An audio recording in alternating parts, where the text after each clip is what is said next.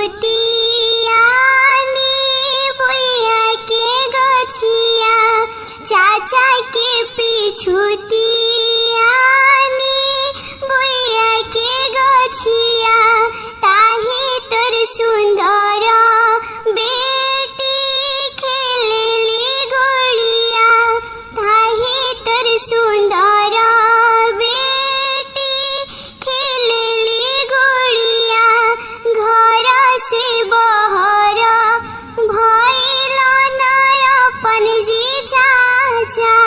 घर से बहर भइल नय अपन जी चाचा काहे बेटी रौंद लूनी भैया के गछिया काहे बेटी रौंद लूनी भैया के गछिया सह चाचा सह